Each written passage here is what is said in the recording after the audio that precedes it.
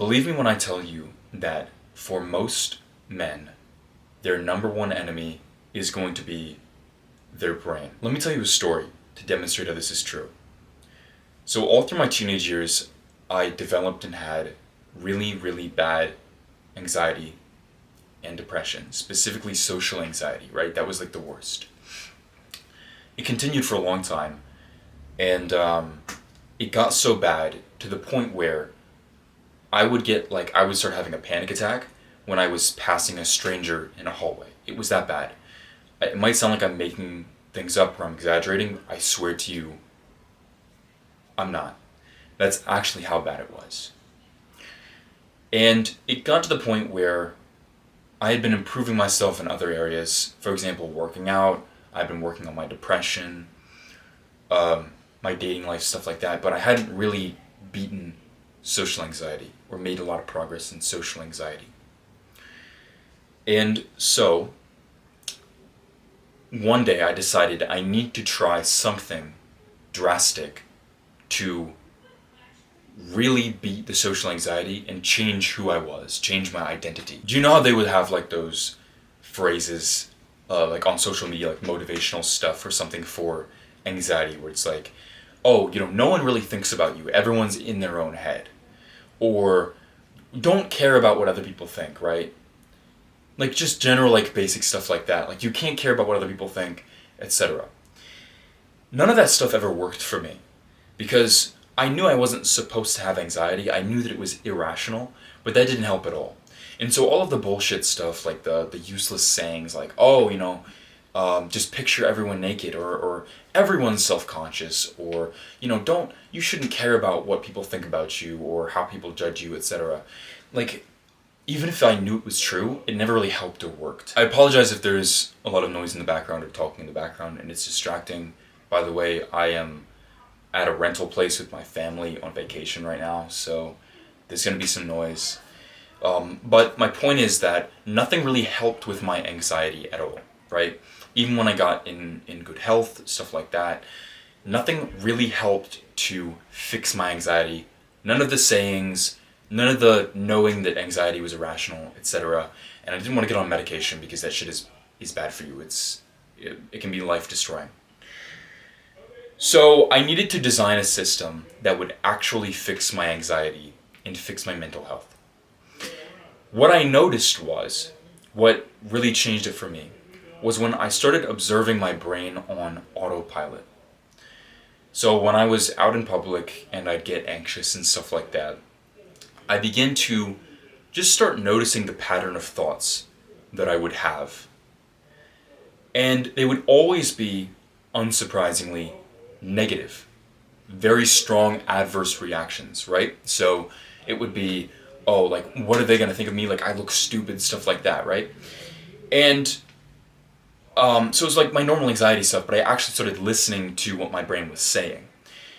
And what happened was, I noticed, like, I'm not even, like, thinking these things. Like, they're coming from somewhere else. And no one else has said anything to me, right? No one has made fun of my outfit or given any indication that, like, I'm weird in some way. I just believe all of these things about myself, and my brain is constantly telling me that I am socially anxious, I'm awkward, whatever. It was this hose of negative thoughts. And the water pressure was so high during those peaks of anxiety. It would constantly be self-hating, damaging, just like self-loathing thoughts. And it was just, and the main thought was just like, you have anxiety. This is how you're supposed to act. That was the number one thought that appeared, was, you are socially anxious, so this will be a painful experience for you. So, I did some thinking, and I decided that those thoughts were, if not like destructive, maybe the number one thing that was causing my anxiety in the first place. But at the very least, they weren't helping, right?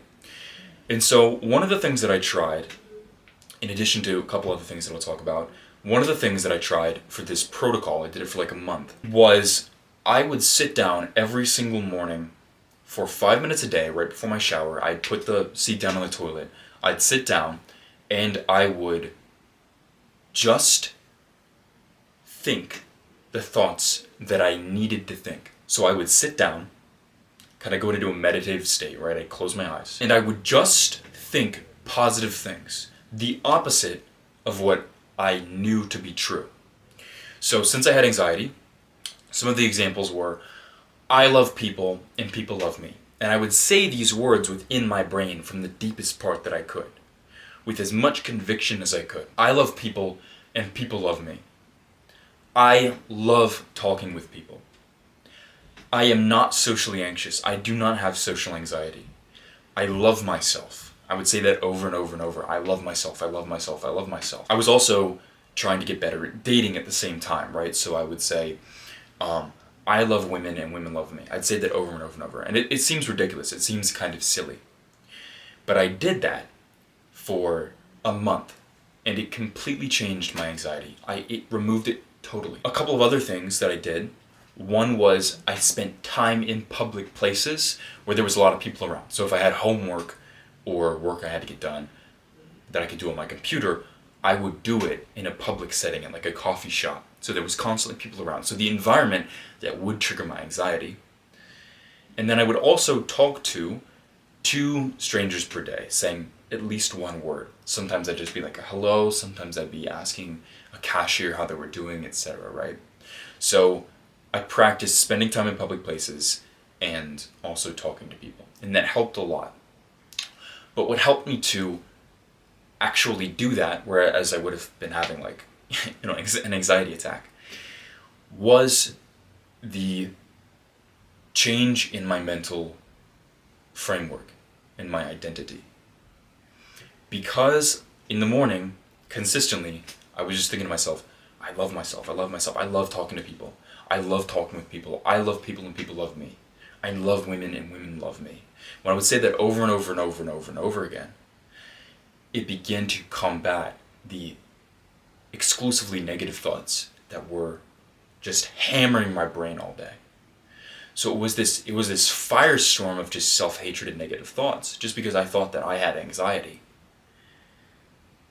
And when I began to reverse that and use my brain to remove my anxiety, it was extremely effective. Immediately after, anytime I would do those like affirmations, I guess you'd call them, I would feel extremely good. I would just be in such a good mood. I'd be actually like looking forward to talking to people and, being out in public and stuff like that. It was completely life-changing for me. In addition, in public, outside of just like the morning session, I would also say these things to myself in my brain anytime any negative thoughts started to appear again. But what I found out was that like if I just let my brain go on autopilot, guess what would happen? I would just have negative self-hating thoughts. Like it would exclusively be damaging thoughts. And you can run this experiment for yourself, and I can almost guarantee, especially if you have like negative mental health or some aspect of negative mental health, you will find out that your brain on an autopilot just gives you like negative thoughts. Like it just gives you self-defeating thoughts. So if you pay attention to what your brain is telling you throughout the day, you will find out like, oh, like why did my brain say that? Like that actually was pretty mean. Like why did my brain tell me that? Or, why is it reinforcing that, I am going to be bad at this. I'm going to be bad at XYZ, or this is not going to work out for me, or, why don't I have faith in myself? If you pay attention to your thoughts, you'll start to notice things like that. Now, why is this?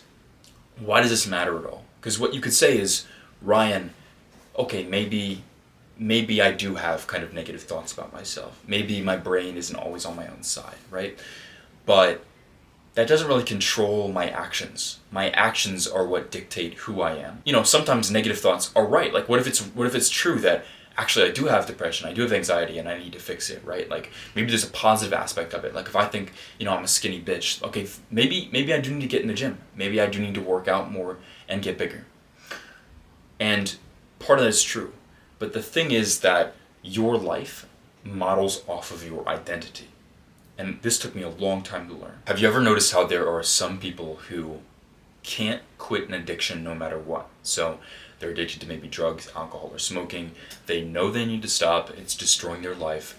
They even go to rehab, but they always seem to fall back into doing that vice. This might even be, same thing with you if you have a bad habit that you cannot quit no matter what, even though you've been able to quit other bad habits or you've been able to do other good habits, right? You've been able to change your life in other areas, but this one thing you can't change is because your identity is standing in the way. You identify with the person that does XYZ thing, right?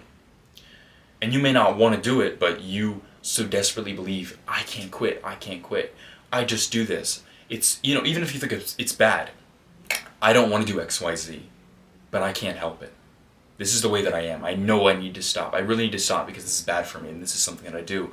Your identity is constantly reinforcing that in your reality. Every single thought that you have has an effect on who you are. So if your monologue of thoughts is constantly negative, pessimistic, or self-hatred, then what's going to happen is you're always going to hate yourself.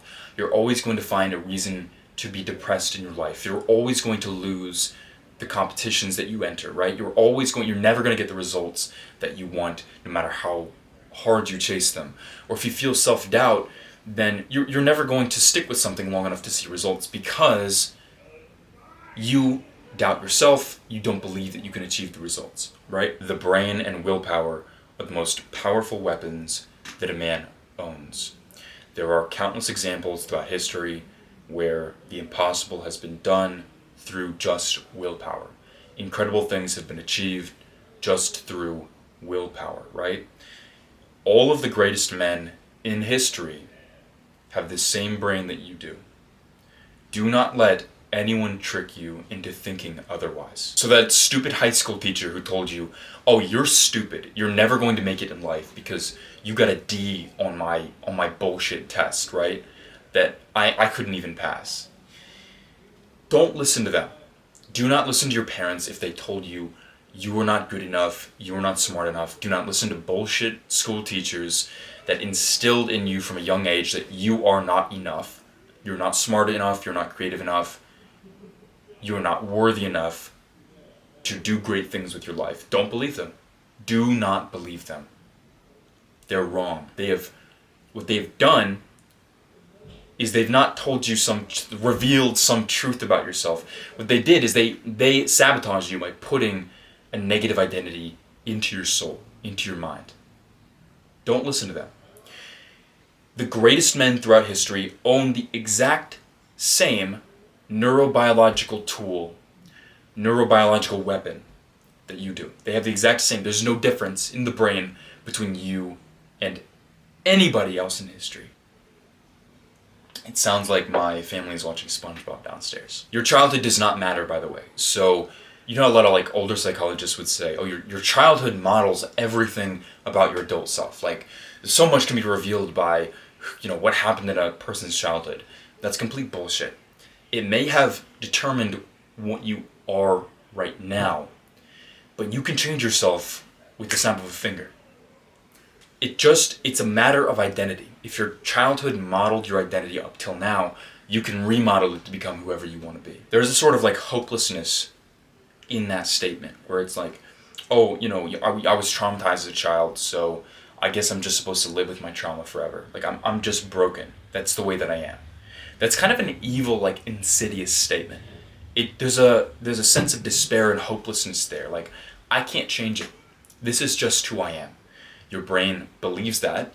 It reinforces that by thinking more of those thoughts, and then it just makes you more traumatized. It forces you to live in trauma or in whatever disorder you developed in childhood or whatever. What we need to do and what I need to get better at doing is using your brain more, using the weapon that you were given at birth, your birthright, more. Because your thought patterns and your identity control so much of who you are, your status in life, your mental health. It dictates so much. I can't even imagine if we were to fully control our thought patterns in the perfect way to where it superpowered us into believing, so we have no mental problems, we're extremely social, we pick up new skills so easily, we win competition, we're excited for competition. If we were to fully utilize our brain, I can't even imagine what that would look like. You can probably think of something in your life that you wanted to change, but it never ended up working out. So maybe you wanted to make more money, maybe you wanted to get better with girls, maybe you wanted to stick with the gym and get in better shape, something like that, right? So one thing, at least, that you really wanted, but you could never seem to accomplish it. The reason is because you're not using your willpower, you're not using your brain, and your brain is actually probably working against you, so your brain is the enemy there. What we need to do is turn that around and start using our brain as our ally, right? And I am still developing this concept because I've never heard anyone else talk about this specifically outside of some affirmations or whatever. But that stuff's so shallow. It's it just sounds like bullshit. So besides the one experiment that I did, I don't have a lot, I haven't grown this practice a lot. And so I'm going to develop more of this, but there's some very good places that you can start. Number one is you don't want to let your brain just run on autopilot and constantly believe everything it says, because it's not true. So especially mental health things. So if your brain tells you, I'm depressed, I'm socially anxious, I have anxiety, I am not confident, I'm not a confident person. Those things especially are just self-defeating thoughts, and they become self-fulfilling prophecies. So it becomes true because your brain tells you it's true and you believe it, right? But additional things as well. So any negative thoughts, any self-defeating thoughts, any, oh, she won't like me, or, oh, I'm awkward, I'm not good at making friends, or, I could never get this job, or I'm not strong enough to hit XYZ weight, or something like that, right? It's going to be bad. And it's going to be damaging to your identity, and so it's actually going to hurt you and affect your life.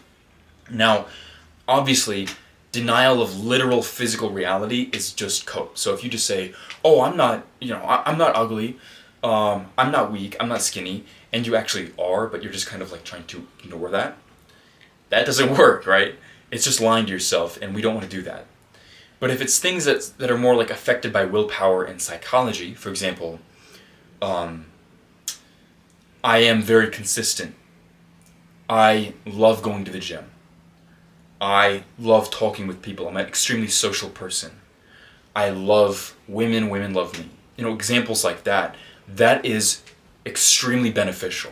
So not lying to yourself, not living in denial, that is bad for you. Aim your thought patterns and use your willpower to change your life. So in addition to paying attention to your thoughts, you should also create some sort of practice where you, at some point during the day, 5-10 minutes, morning, evening, whatever, you just consistently think and drill into your head positive thoughts that align with the identity that you want to have. So whatever your ideal self is, that is who you're trying to kind of shift into. Does that make sense?